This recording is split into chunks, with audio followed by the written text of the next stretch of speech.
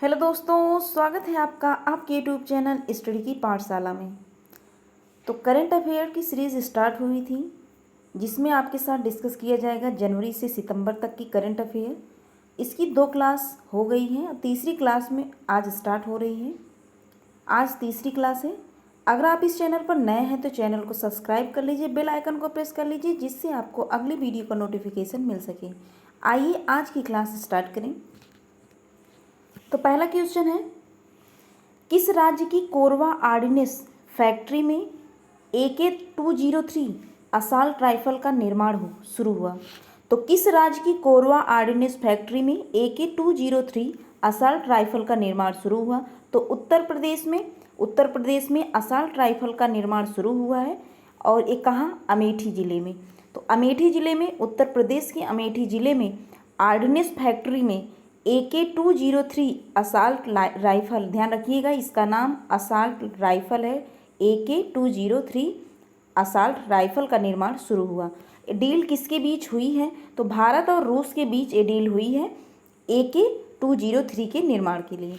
और ये किसके तहत इसका निर्माण किया जा रहा है? तो मेड इन इंडिया पहल के तहत भारत में इसका निर्माण किया जा रहा है। किसका? ऑर्डिनेंस फैक्ट्री में। किस फैक्ट्री में हो रहा है? तो ऑर्डिनेंस फैक्ट्री में किसका निर्माण? AK-203 असॉल्ट राइफल का निर्माण हो रहा है। कहाँ? उत्तर प्रदेश के अमेठी जिले में। आगे बात करें, आगे क्या है? किसके द्वारा पहला स्वदेशी रूप से विकसित मोबाइल ऑपरेटिंग सिस्टम? तो मोबाइल ऑपरेटिंग सिस्टम बनाया गया तो IIT मद्रास के द्वारा। ध्यान रखिएगा उसका नाम क्या है? जो ऑपरेटिंग सिस्टम बनाया गया उसका नाम भारोस है। ध्यान रखिए इस मोबाइल ऑपरेटिंग सिस्टम का नाम भारोस है, जो कि पहला स्वदेशी रूप से विकसित किया गया है। स्वदेशी है, स्वदेशी मोबाइल ऑपरेटिंग सिस्टम किसने बनाया? तो IIT मद्रास ने बनाया। और इसका नाम क्या है? तो भारोस। 2 क्वेश्चन आपके साथ डिस्कस किए गए। तो पहला जो है कि किस राज्य की कोरबा ऑर्डिनेंस फैक्ट्री में AK-203 असॉल्ट राइफल का निर्माण शुरू हुआ है? तो उत्तर प्रदेश के अमेठी जिले में। किसके बीच डील हुई? तो भारत और रूस के बीच डील हुई। और किसके तहत यह निर्माण हो रहा है? मेड इन इंडिया पहल के तहत इसका निर्माण किया जा रहा है। दूसरा क्या है? दूसरा डिस्कस किया गया कि पहला स्वदेशी रूप से जो मोबाइल ऑपरेटिंग सिस्टम है किसने बनाया? तो IIT मद्रास ने बनाया। और इसका नाम जो मोबाइल ऑपरेटिंग सिस्टम का नाम क्या है? तो भारोस इसका नाम है। आगे बढ़ें, आगे क्या है? आगे है कि चीन को पीछे छोड़ते हुए दुनिया की सबसे अधिक आबादी वाला देश कौन बना? तो अपना भारत जो है चीन को पीछे छोड़ते हुए दुनिया का आबादी वाला देश बन गया है। और ध्यान रखिए अब इंडिया की बात आई तो इंडिया चावल, गेहूँ, चीनी और उत्पादन में, चावल, गेहूँ, चीनी के उत्पादन की दृष्टि से इसका दूसरा स्थान है। किसका? इंडिया का। तो दूसरा स्थान किस में है? तो चावल, गेहूँ, चीनी उत्पादन में इसका दूसरा स्थान इंडिया का है। आगे बढ़े, आगे क्या है? आगे है कि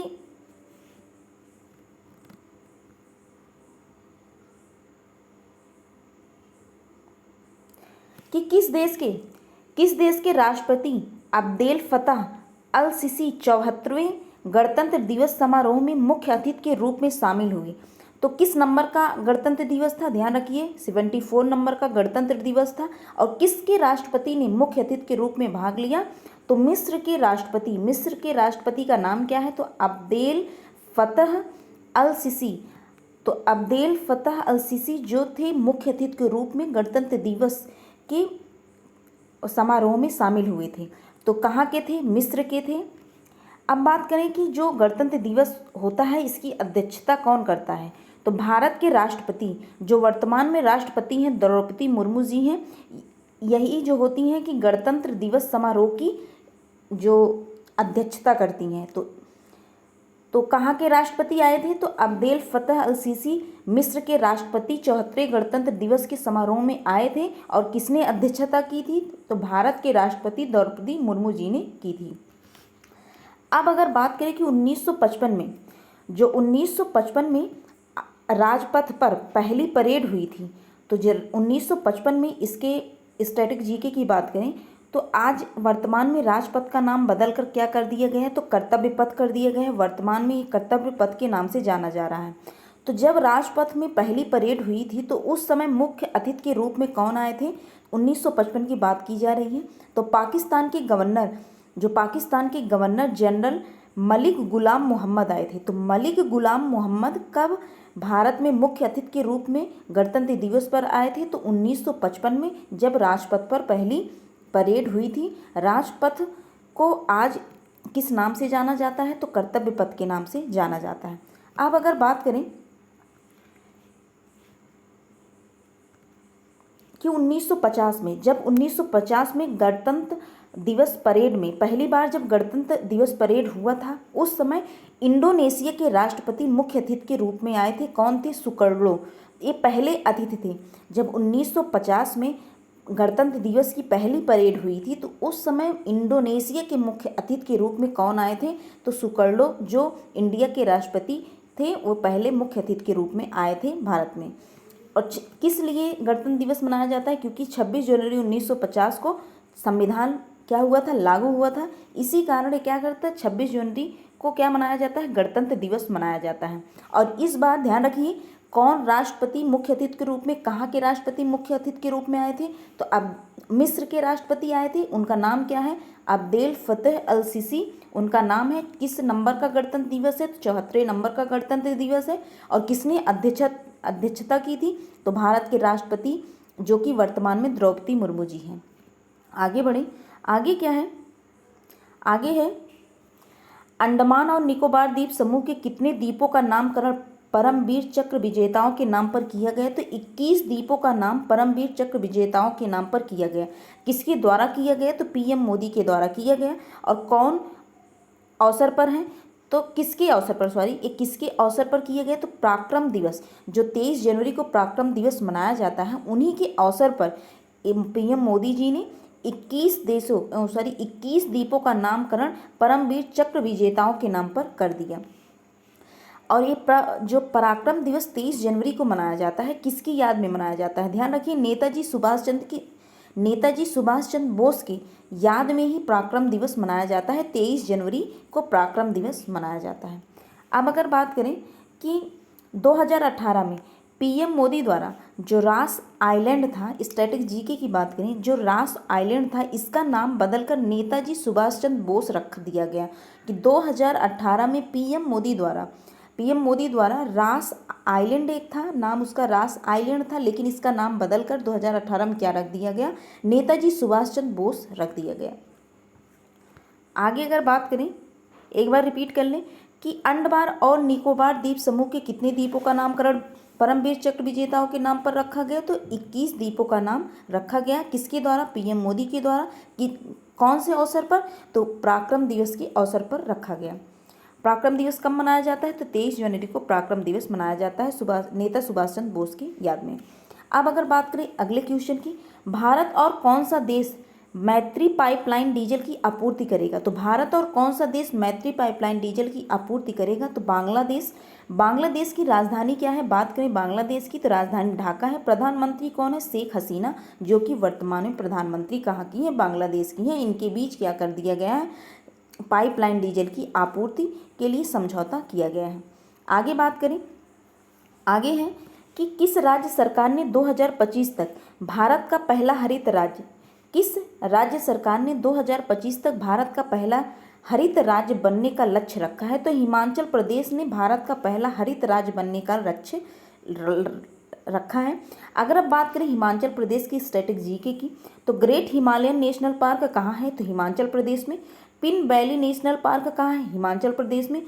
खीर गंगा नेशनल पार्क कहाँ है? तो हिमाचल प्रदेश में ये पार्क है। और अगर बात करें कि यहाँ का प्रसिद्ध नृत्य क्या है, तो नाटी जो है प्रसिद्ध नृत्य कहाँ का है? हिमाचल प्रदेश का। एक बार रिपीट करें कि भारत का पहला हरित राज्य बनने का लक्ष्य किसने रखा है?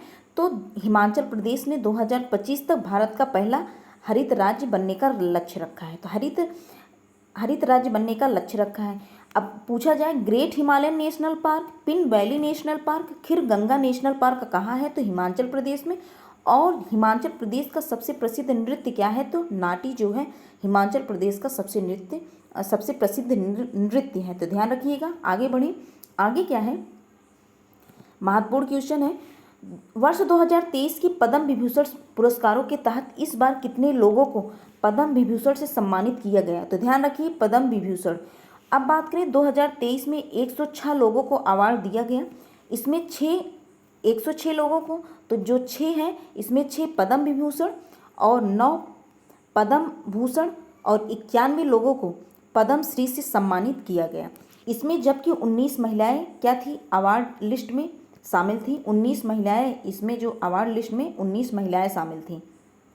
और एक कब घोषित किया जाता है, यह जो एक पद्म विभूषण या पद्म भूषण या पद्म श्री है, कब घोषित किया जाता है, तो गणतंत्र दिवस पर घोषित किया जाता है।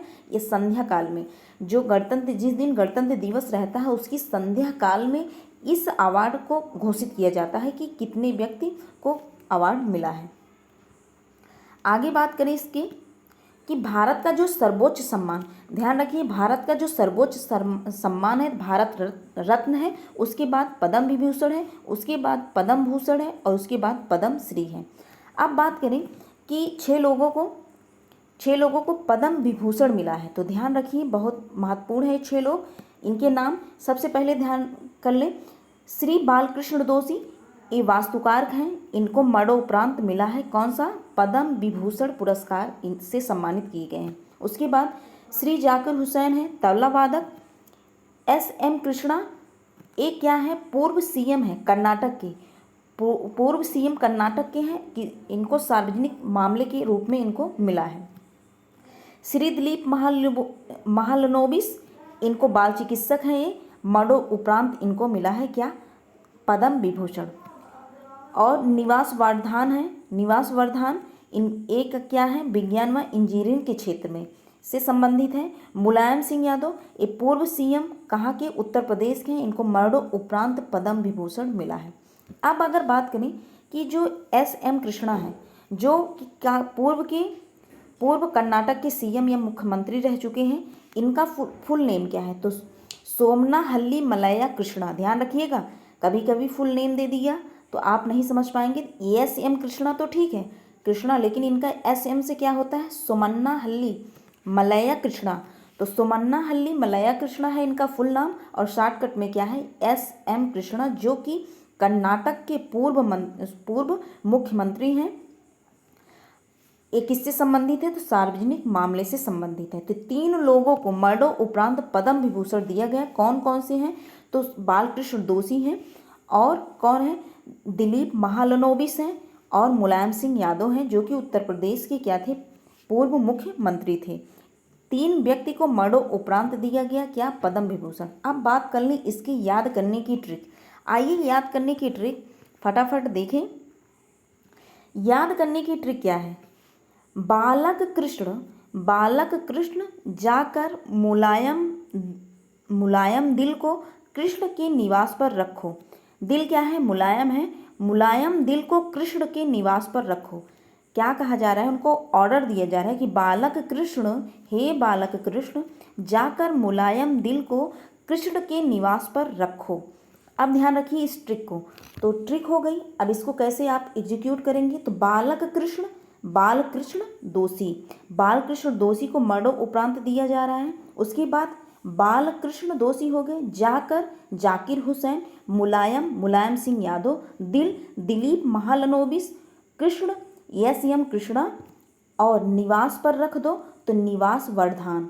तो ऐसे आप याद रख सकते हैं। और अगर बात करें जो बालकृष्ण दोषी हैं इनके बारे में, तो भारत के पहले व्यक्ति हैं जिनको प्रित्जर पुरस्कार से सम्मानित किया गया।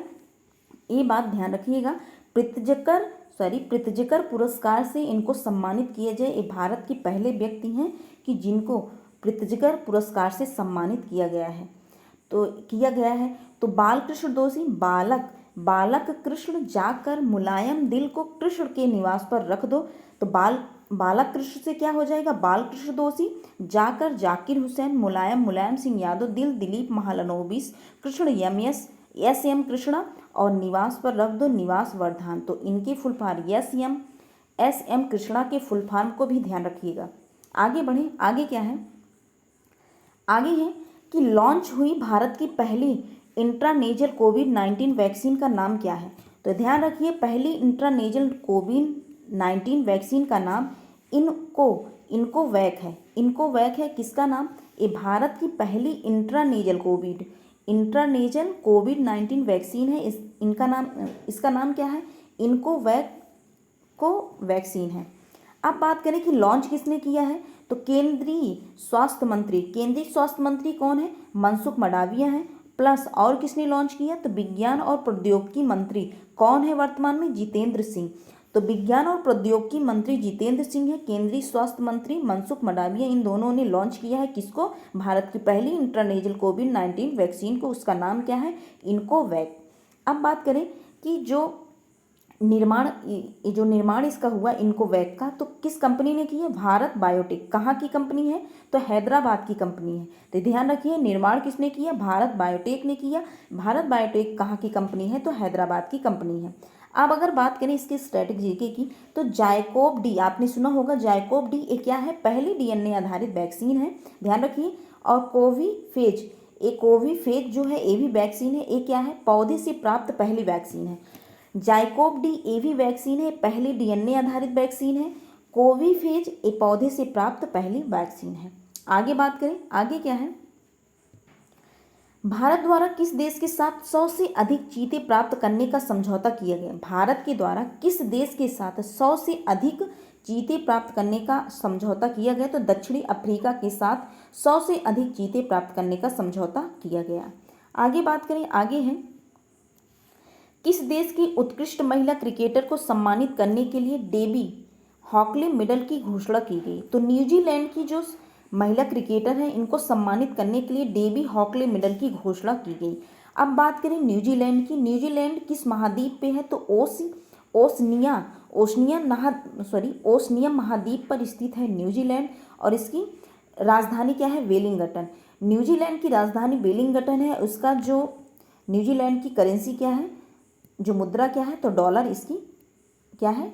करेंसी है या इसकी मुद्रा है। तो ध्यान रखिए कि डेवी हॉकल मेडल किसको सम्मानित करने के लिए घोषणा की गई? तो न्यूजीलैंड की जो उत्कृष्ट महिला क्रिकेटर हैं, इनको सम्मानित करने के लिए इसकी घोषणा की गई। अब आगे बात करें, आगे क्या है कि 15वें ब्रिक्स शिखर सम्मेलन, जो ब्रिक्स शिखर सम्मेलन है, किस नंबर का है? तो ध्यान रखिए 15वें नंबर का ब्रिक्स शिखर सम्मेलन 2023 में मेजबान कौन सा देश है किया है? तो साउथ अफ्रीका। इस बार जो ब्रिक्स 2023 है शिखर सम्मेलन, ये 15वें नंबर का है और इसको किसने होस्ट किया है? तो साउथ अफ्रीका। अब बात करें ब्रिक्स में कितने देश है? तो 5 देश ब्रिक्स में शामिल हैं। कौन कौन से? ध्यान रखिए, ब्रिक्स के नाम पर ही इनमें देश शामिल हैं। तो वी से क्या हो जाएगा? ब्राज़ील, आर से रसिया, आई से इंडिया, सी फॉर चाइना और एस फॉर साउथ अफ्रीका। तो इसके नाम से, इसके क्रम के नाम से ही जो हर साल होस्ट किया जाता है। तो इस बार साउथ अफ्रीका 2023 में है, तो 2024 में कौन करेगा? तो ब्राज़ील 2024 में होस्ट करेगा क्या? ब्रिक्स शिखर सम्मेलन। तो ध्यान रखिए इसके नाम पर ही क्रमवाइज चलता है होस्ट करने का।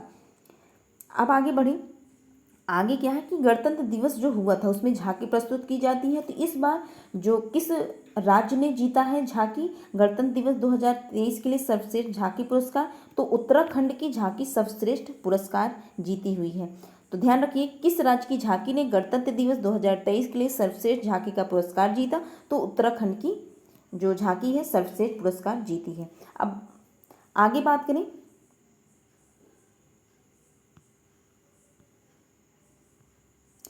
हाँ एक बात और ये ध्यान रखिए कि जो आंध्र प्रदेश की नई राजधानी जो बनाई गई, आंध्र प्रदेश की नई राजधानी की घोषणा कर दी गई है। तो विशाखापत्तनम आंध्र प्रदेश की नई राजधानी होगी।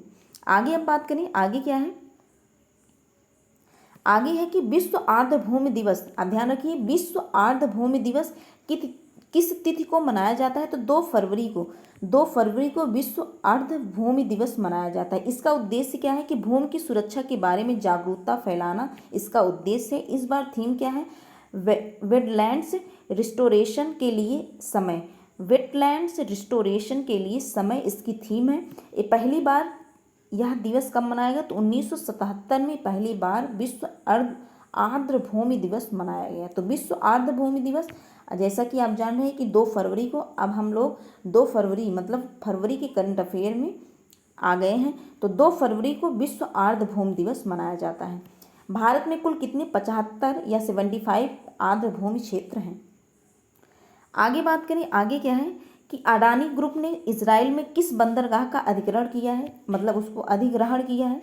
तो हाइफा पोर्ट या हाफिया पोर्ट, हाइफा पोर्ट या हाफिया पोर्ट को अडानी ग्रुप ने, जो कि इजराइल की है, इजराइल का बंदरगाह है, उसको अधिग्रहण किया है। अब बात करें इजराइल की, तो इजराइल की राजधानी क्या है, यरूशलेम।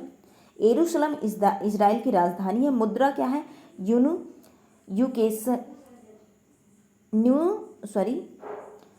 शेकल। तो न्यू शेकल किसकी मुद्रा है, तो इजराइल की मुद्रा है। राजधानी क्या है, यरूशलेम इजराइल की राजधानी है। तो इजराइल में क्या हुआ है हाल ही में, तो अडानी ग्रुप ने इजराइल की बंदरगाह, जो इजराइल का बंदरगाह है, उसका अधिग्रहण मतलब उसको खरीदा है। उसका नाम क्या है, हाइफा पोर्ट या हाफिया पोर्ट।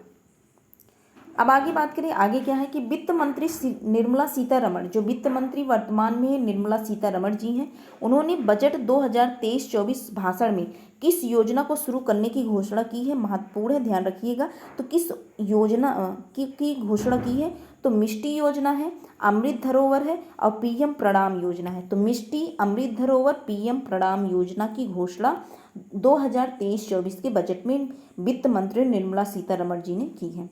आगे बात करें कि मिष्टी क्या है, मिष्टी क्या है, तो मिष्टी का फुल फॉर्म ध्यान रखिएगा। मिष्टी है यह योजना भारत के समुद्र तट आदि पर मैंग्रोव वृक्षारोपण की सुविधा प्रदान करेगी। ध्यान रखिएगा, यह योजना भारत के समुद्र तट आदि पर मैंग्रोव वृक्षारोपण की सुविधा प्रदान करेगी। मिष्टी जो है बजट में इसकी घोषणा की गई है। अब अगर बात करें आगे, अमृत धरोवर की भी जो बजट 2023-24 है, इसमें इसकी बात की गई है। यह क्या है, अमृत धरोवर, यह योजना झीलों के महत्व और उनके संरक्षण पर जोर देगी। तो अमृत धरोवर जो है, यह योजना झीलों के महत्व और उसके संरक्षण पर जोर देगी। अब बात करें पीएम प्रणाम योजना जो है, ये क्या है, यह इसका जो ऑब्जेक्टिव है, भारत में रासायनिक उर्वरकों के उपयोग को कम करना। तो इसके जो फुल फॉर्म है इसको ध्यान रखिएगा, prime minister programme for restoration awareness, इसको ध्यान रखिएगा, पीएम प्रणाम योजना। इसका ऑब्जेक्ट, इसका उद्देश्य क्या है, भारत में रासायनिक उर्वरकों के उपयोग को कम करना इसका उद्देश्य है। आगे बात करें, आगे क्या है कि एशिया का पहला फ्लोटिंग फेस्टिवल कहाँ शुरू हुआ, तो मध्य प्रदेश में एशिया का पहला फ्लोटिंग फेस्टिवल शुरू हुआ है, मध्य प्रदेश में। ध्यान रखिएगा, बिहू कहाँ का है, तो असम का बिहू है।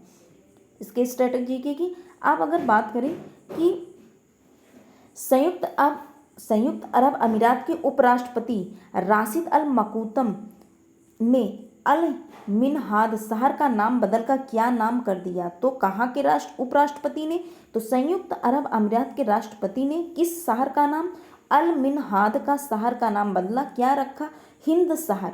तो अल मिनहाद शहर का नाम बदलकर क्या रखा गया, तो हिंद शहर रख दिया गया। अब बात करें यूएई, जिसे संयुक्त अरब अमीरात कहा जाता है, यूएई, इसकी राजधानी क्या है, यूएई की राजधानी क्या है, आबू धाबी, और इसकी मुद्रा क्या है, दिरहम। महत्वपूर्ण है, ध्यान रखिएगा, यूएई या संयुक्त अरब अमीरात की राजधानी आबू धाबी है, मुद्रा दिरहम है। इस बार यूएई और बात करें तो कॉप 28 है, उसको होस्ट कौन कर रहा है, यूएई होस्ट कर रहा है।